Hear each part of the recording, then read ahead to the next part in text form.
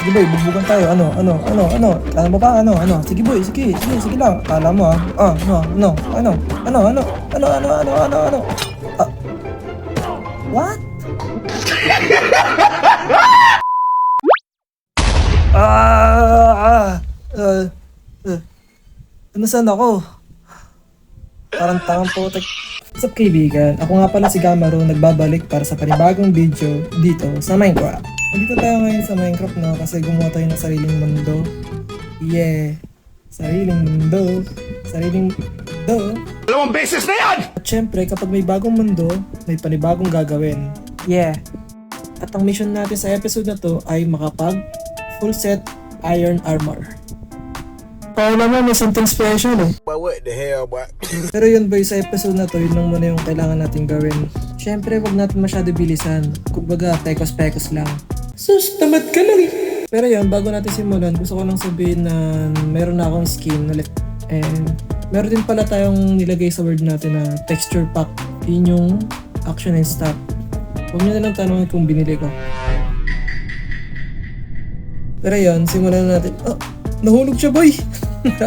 Pero yun, simulan na natin yung paglalakbay. Let's go! Dito boy, naghahanap ako na pwede pagkuhaan ng kahoy. Kaso, parang naubos agad. Isipin mo yun, kakasimula pa lang ng cave, pinagdamutan agad ako ni Mojang. Pero dito nakakita na ako ng isang malaking puno. Dito pinagpuputol ko na yung mga kahoy.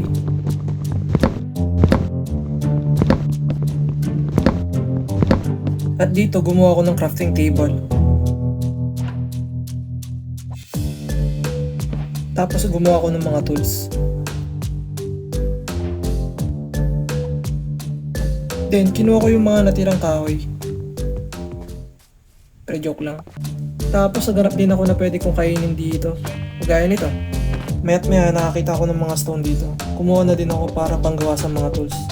Ayun, nakakita rin ako ng coal dito. Goods to pang gawa ng mga torch. Tsaka pang luto ng pagkain. At dito gumawa na ako ng stone pickaxe. Kumuha na rin ako ng kaunting bato dito. At dito pinagpatuloy ko yung pagkuha ng karne. Dito may nakita kong mag-inang baka.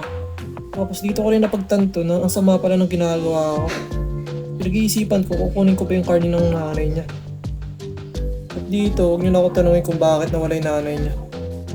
Itong kasi yung karakter ko eh. At dito naisipan kong bumalik sa spawn para maghanap ng lupa tsaka cave. Tsaka napansin ko, ang cute talaga ng texture pack na to. At dito nadaanan ko yung pinagkuhanan ko ng puno kanina. Hindi ko na inayos yung pagkakuha ng puno dyan. Nakakatamad. Dito pinapalo ko ng 2x2 ang mga madaanan ko.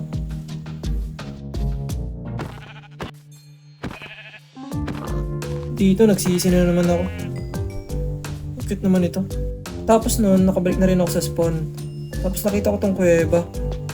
Gusto ko tuloy i-raid to. That time nagdadalang isip ako kung i-raid ko ba o hindi. Dito ba buo na yung decision ko. Talagang i-raid ko tong kuweba. Kaso kukunin ko muna tong coal. Dito ba tinanggal ko yung mga bato dito para may paglagyan ako ng mga gamit. Niluto ko na rin yung karne dito para pagpasok natin ng cave naka-ready na tayo. Dito boy, pinexpand ko pa para may paglagyan tayo ng bed. Ginawa ko to para makatulog na ako. Nangatok na kasi ako dito eh. Pero syempre sa game lang. Dito boy, naisipan ko ng bumaba. Kaso may nakalimutan ako, takbo na yan. Nakalimutan ko gumawa ng torch. Syempre kailangan natin yan. Ang dilim-dilim dun sa kuweba. At dito boy, may sumalubong agad sa ating zombie. Syempre napatas ako dito. Tsaka alam ko may kukunin din ako dito tsaka gagawin. Ayun pala, nakalimutan ko yung espada. Kaya pala wala akong panghampas kanina sa zombie. Pagkababa ko dito, may matake agad sa akin. Baby zombie.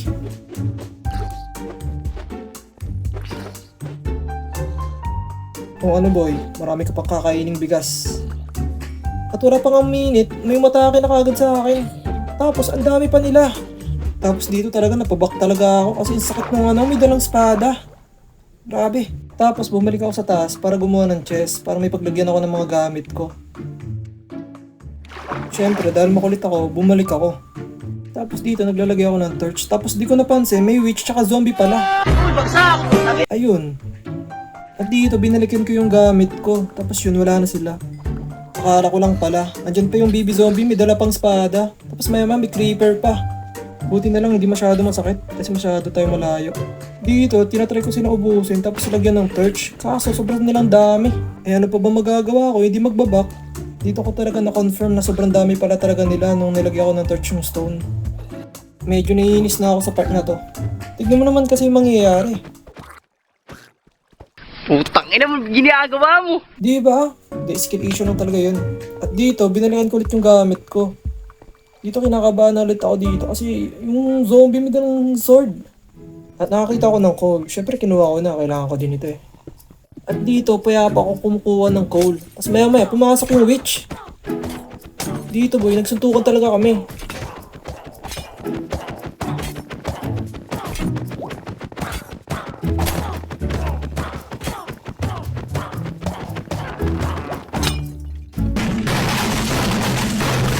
Dito, binalikan ko ulit yung gamit ko.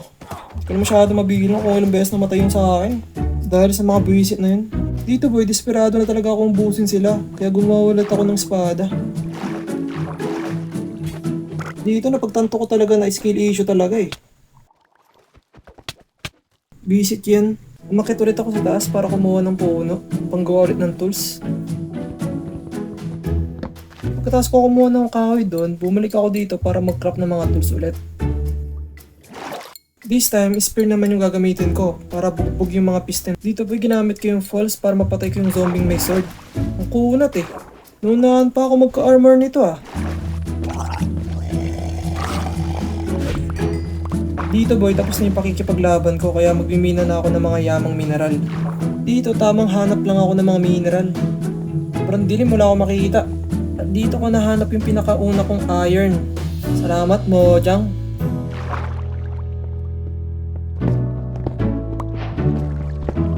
Akala ko tapos na yung dilog yung dinadanas ko. Maya maya meron parang villager zombie sa likod ko. At talagang nataranta ako dito. At dito, di ko na alam.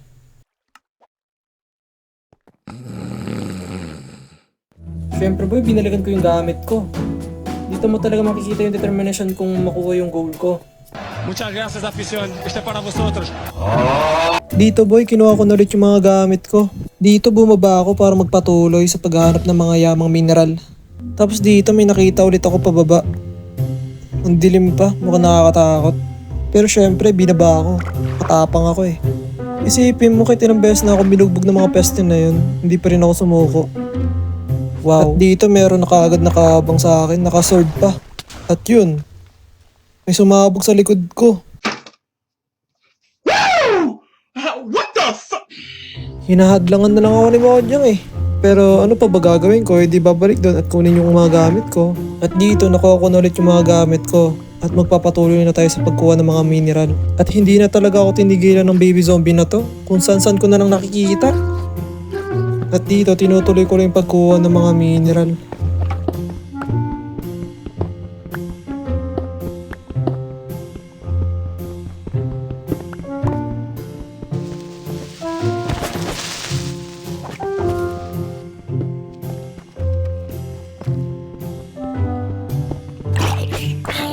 At dito gumawa ko ng taguan habang niluluto natin yung mga mineral.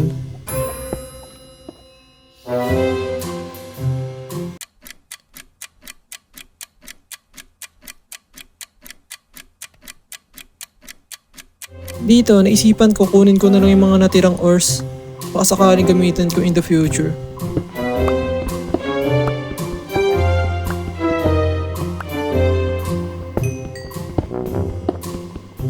Dito, tinry ko pa maglibot pa kahit na konti.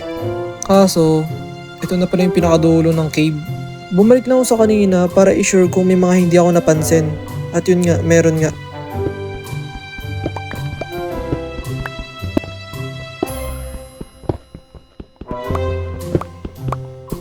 At dito, may mga sumalubong na naman sa akin.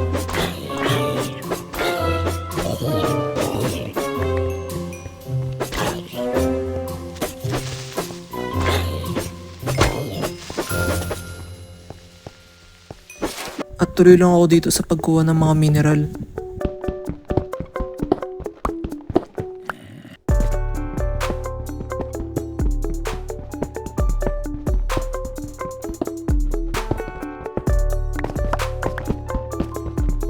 At dito naisipan ko bumalik kasi baka tapos na yung hinihintay ko.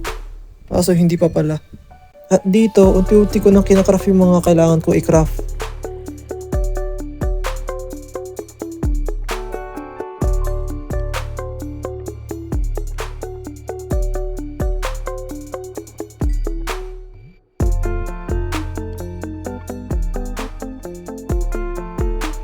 Dito, lumabas tayo para mapakita natin na meron na tayong full armor iron setup.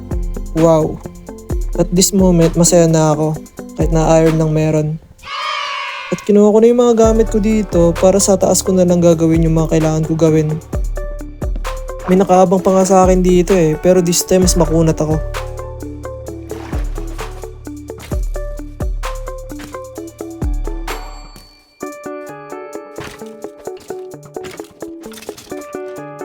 At finally, nakabreak na rin tayo. Tapos boy, naghahanap ako ng magandang lupa kung saan ko i-build yung mga future build natin.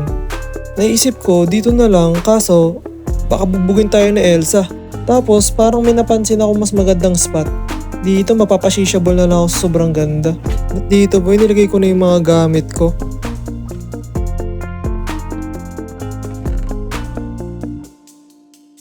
Tapos nagluto na rin. Di man smooth ang mga naganap dito, at least natagumpayan natin itaguyod ang first episode na to. And I think hanggang dito na lang muna yung first episode natin. And thank you sa mga nanonood. See you in my next video. Bye bye!